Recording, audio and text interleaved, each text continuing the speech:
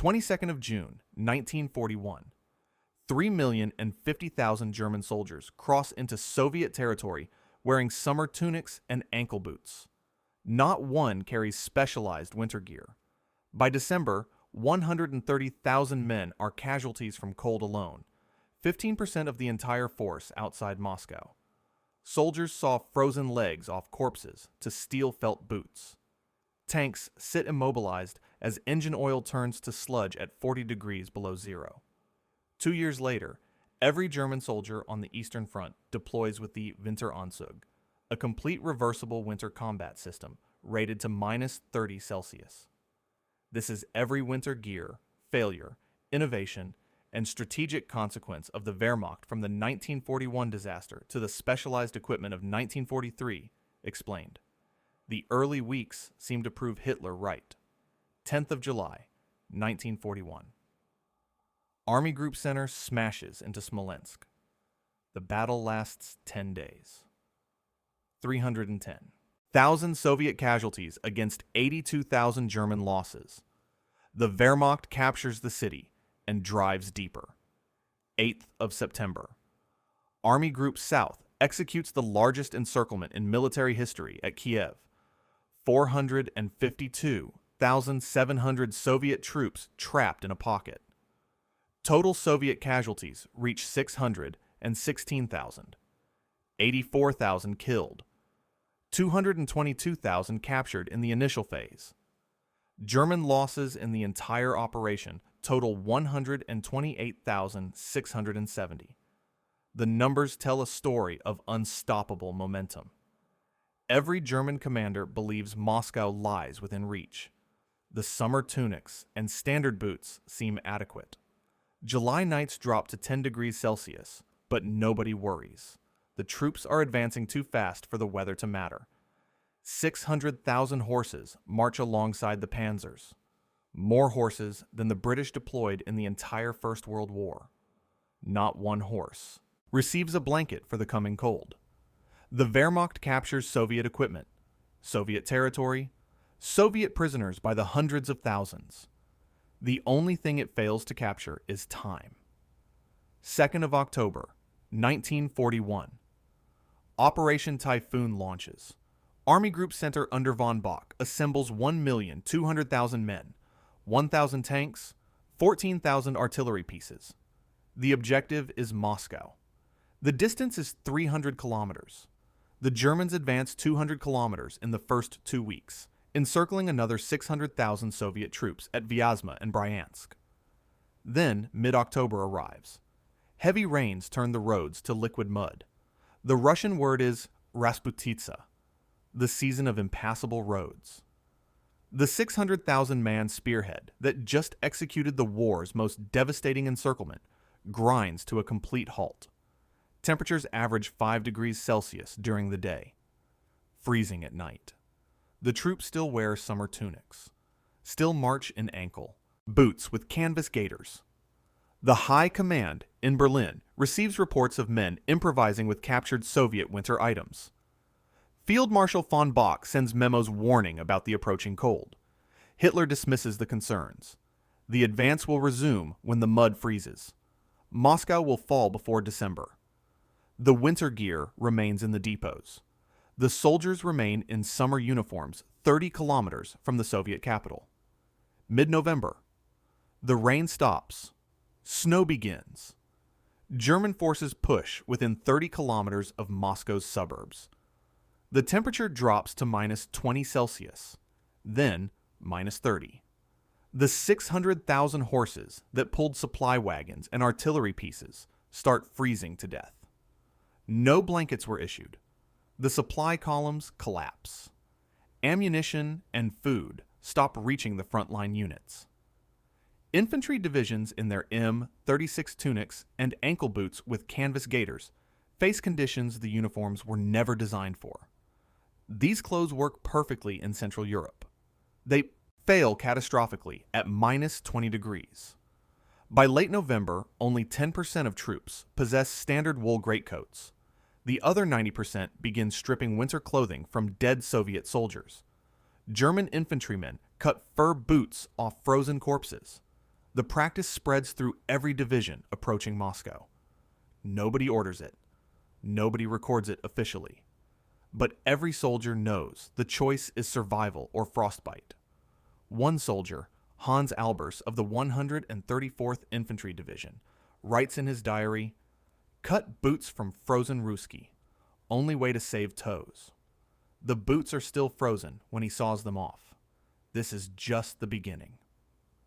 5th of December, 1941. Temperatures hit 40 degrees below zero at Krasnaya Polyana in Moscow's northern suburbs.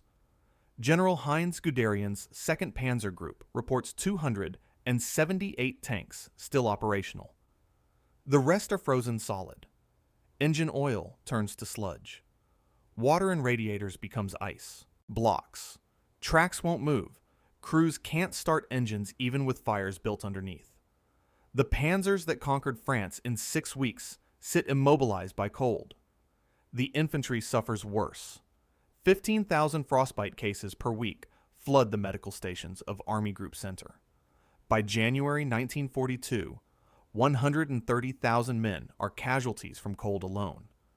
15% of the entire force. Hans Albers's diary entries become more desperate.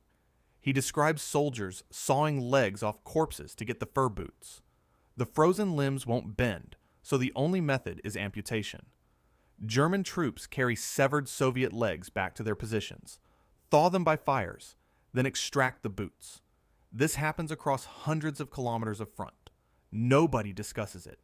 Everyone does it. 5th of December, Marshal Georgy Zhukov launches the Soviet counteroffensive. 1,100,000 men, 7,700 guns, 1,000 tanks smash into the frozen German lines. The Wehrmacht retreats 250 kilometers by month's end. Hitler issues his halt order on the 6th of December. We must advance or perish. But the troops are already perishing at 2,000 per day from cold alone.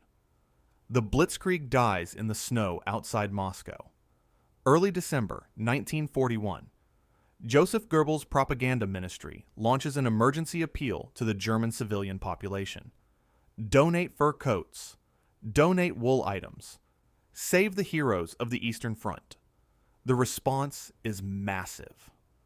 By February 1942, 1,500,000 garments arrive at collection centers.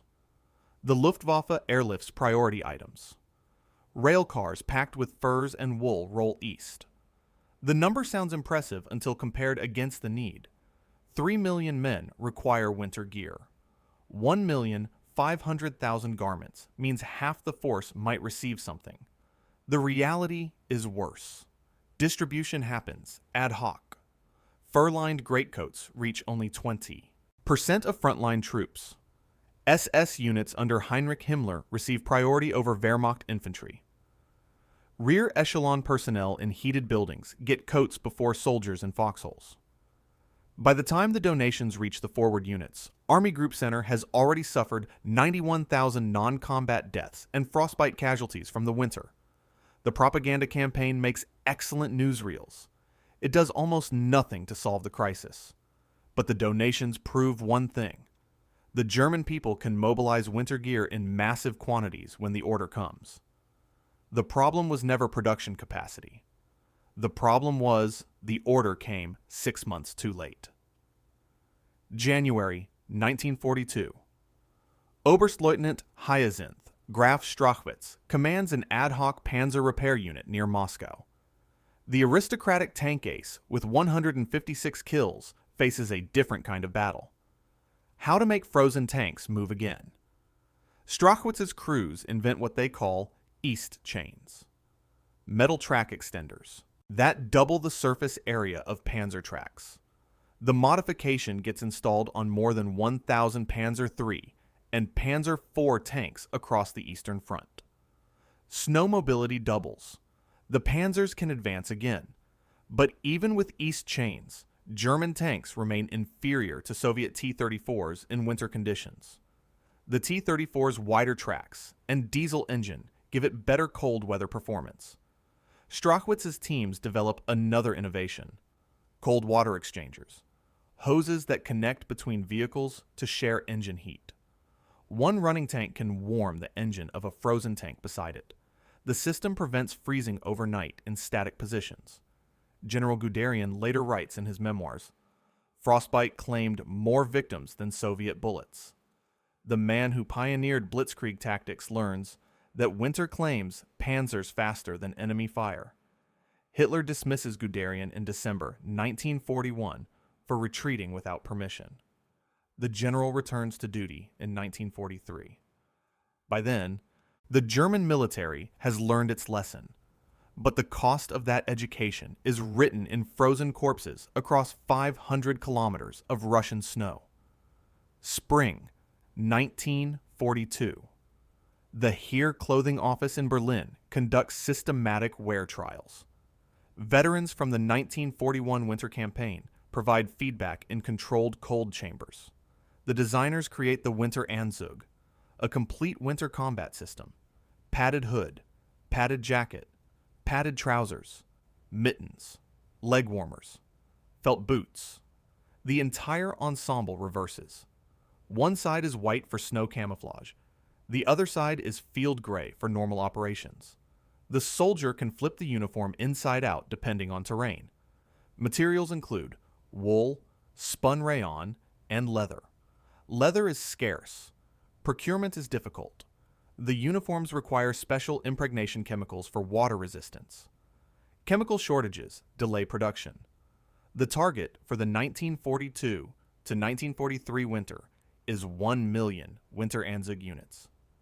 Every fighting soldier on the Eastern Front should receive the complete system.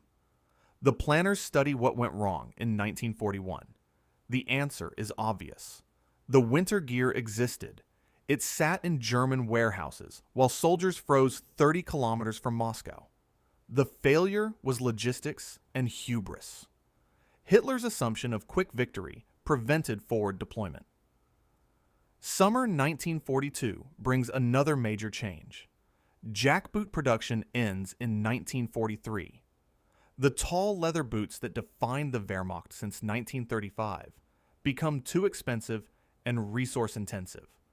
Universal Schnürschuhe, ankle boots with felt overboots, become standard for all troops. The change is practical. Felt overboots are faster to produce and better insulated than leather. The iconic jackboot disappears from the German military. 19th of November, 1942. Operation Uranus. Soviet forces encircle 300,000 Germans at Stalingrad. The 6th Army under Field Marshal Friedrich Paulus is trapped. Winter hits. Temperatures drop to -25 Celsius. The first winter Anzug shipments reach the encirclement by December. 50,000 sets arrive for 300,000 men. The gear works. Soldiers wearing the winter Anzug report adequate warmth even in static defensive positions. But 50,000 sets cannot equip an entire army. The Luftwaffe tries to resupply the pocket by air. Hermann Göring promises 500 tons of supplies per day. The Luftwaffe delivers an average of 94 tons. Winter clothing competes with ammunition, food, and fuel for cargo space. Most never arrives. Paulus surrenders 91,000 survivors on 31st of January, 1943. Total Axis casualties in the Stalingrad campaign reach 500,000. The winter Anzug proves effective in the field, but logistics remain vulnerable to encirclement. The lesson is clear. Winter gear only works if it reaches the soldiers who need it. The 6th Army had the best winter equipment Germany ever produced. Most of it sat in transport aircraft that never took off or in warehouses outside the pocket. The men inside Stalingrad froze anyway. Winter 1942 to 1943. The Wehrmacht commits to total winter mobilization. Every fighting soldier will be equipped. Combat troops receive the full winter Anzug system over their standard uniforms. Support troops get fur coats and large wool overcoats. The supplements per man include 2 toques, 2 pairs of gloves, 2 sweaters, felt or fur boots, padded undertrousers, and oversocks. Emergency reserves include paper overgarments based on Japanese and Finnish technology, straw boots for extreme shortages. The Oberkommando des Heeres claims 100% coverage. Every soldier on the Eastern Front has winter gear. Logistics strains persist, but there is no repeat of the 1941 mass frostbite epidemic. An OKH report from 1942 admits winter clothing for Central Europe does not measure up to Eastern European degrees of cold.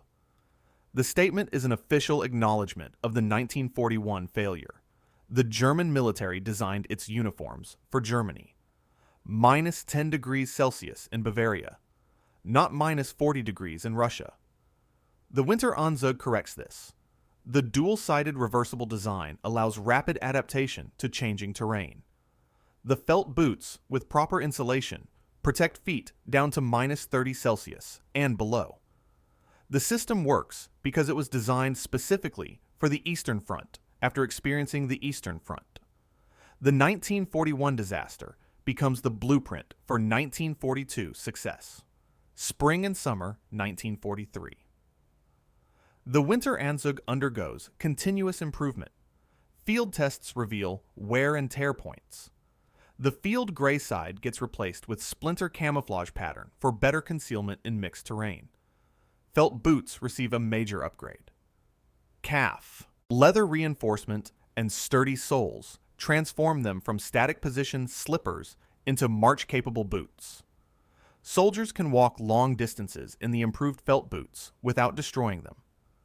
Gloves are redesigned for better dexterity. Hoods are adjusted for improved peripheral vision. Overcoats are tailored based on soldier feedback from the previous winter. The German military creates an iterative improvement cycle. Veterans return from the front. They report what works and what fails. The clothing office modifies the designs. New production runs incorporate the changes. By summer 1943, the Winteranzug is in its third major revision. Each version is better than the last. 5th of July, 1943. The Battle of Kursk begins. The largest tank battle in history. 6,000 tanks clash at Prokhorovka. German forces carry Winteranzug reserves during summer operations. The gear proves critical during autumn retreats when temperatures drop to minus 20 Celsius. 200,000 German casualties result from the Kursk offensive. Winter gear is no longer a factor in the losses. The soldiers are equipped. The clothing works. The Wehrmacht loses Kursk for strategic and tactical reasons, not because men freeze in their foxholes. Specialized units receive dedicated equipment. Ski troops and scouts get snow smocks, specialized jacket and pants systems, anoraks, and wind jackets in large quantities. These units operate in the most extreme conditions. Deep reconnaissance patrols, mountain warfare in Norway and Finland. The specialized gear allows operations that would have been impossible in 1941. A German ski patrol in Norway in winter 1943 looks nothing like a German infantry squad outside Moscow in winter 1941. The difference is 2 years of hard-won institutional learning. Winter 1943 to 1944. Peak deployment. The Eastern Front stretches 2,500 kilometers from the Baltic to the Black Sea. The Northern Front in Finland adds another theater. Every German soldier in these zones is equipped. Combat troops wear the Winteranzug with gauntlet gloves and felt boots rated to minus 30 Celsius and beyond. Rear echelon personnel receive fur coats and felt shoes. Ski and scout units deploy with full snow smocks, specialized jackets and pants, anoraks, and wind jackets in large quantities. 0 cases of mass frostbite are reported. 0 cases of cold weather unit collapse. The complete reversal from 1941 is total. In 1941, 10% of troops had adequate winter clothing. In 1943, 100% are covered. The strategic implications are significant. Winter is no longer an operational disadvantage.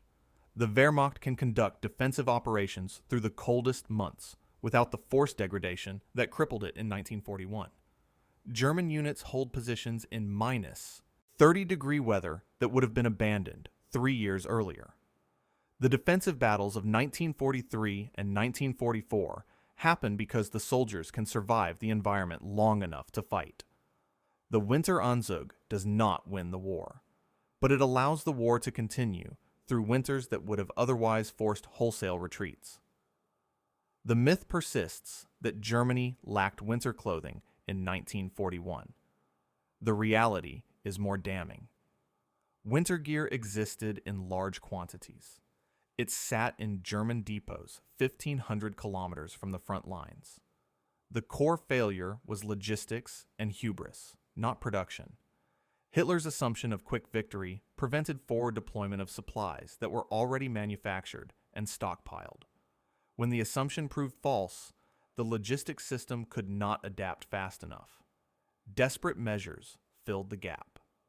Germans captured more than 100,000 Red Army fur items during the 1941 campaign. Corpse stripping became so widespread that veterans refused to discuss it in post-war interviews.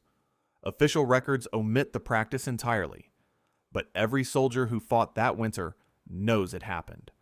The innovation legacy of the crisis is real.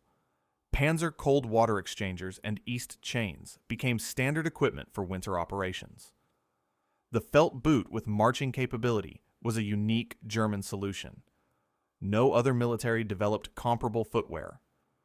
Paper overgarments based on Japanese and Finnish technology served as emergency stopgaps. These garments are rarely discussed, but saw widespread use in extreme shortages during the winter of 1942 to 1943. The strategic impact of the 1941 winter disaster ended the Blitzkrieg. The failure to take Moscow in December 1941 gave the Soviet Union time to relocate its industry east of the Urals.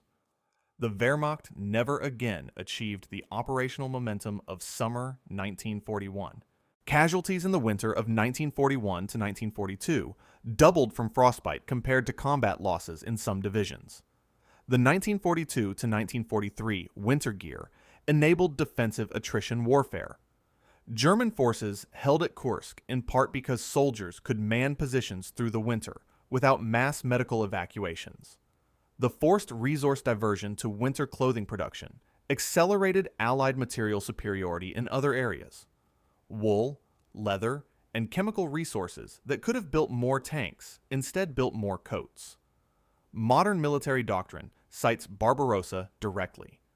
The United States Army Extended Cold Weather Clothing System uses layering principles developed in response to Wehrmacht failures. NATO cold weather manuals reference the Eastern Front as a case study in seasonal logistics. Cultural memory preserves the disaster. The Moscow and Stalingrad museums display Winteranzug uniforms alongside captured German equipment. Films like Enemy at the Gates depict boot stripping scenes. Video games like Company of Heroes model frostbite mechanics as gameplay elements. Books like The Forgotten Soldier by Guy Sager detail the gear evolution from a soldier's perspective. The historical debate continues.